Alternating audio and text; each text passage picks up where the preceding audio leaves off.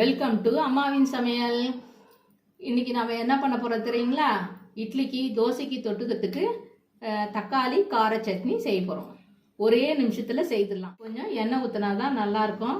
அதனால் செய்து பார்த்துட்டு கமெண்ட்ஸில் சொல்லுங்கள். ஒரு வானிலையில் எண்ணெய் ஊற்றிங்க. 2 கரண்டி எண்ணெய், கடுகு, 4 சீரகம், பூண்டு தோலோட நசுக்கி போடுங்க.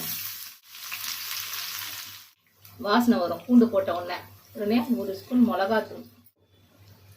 இந்த மிளகாக்கு தேவையான உப்பு. தக்காளி இருக்கு பாருங்க. தக்காளியை அப்படியே நல்ல பழுத்த தக்காளியாக இருந்துன்னு வச்சுங்க, அப்படியே கையிலேயே புழிஞ்சிடுங்க. கலந்துட்டு ஆஃப் பண்ணுறேங்க.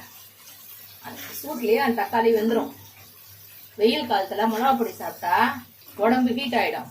அதனால இந்த மாதிரி செய்து சாப்பிட்டாக்கா உங்களுக்கு உடம்புக்கு ஒன்றும் பண்ணாது.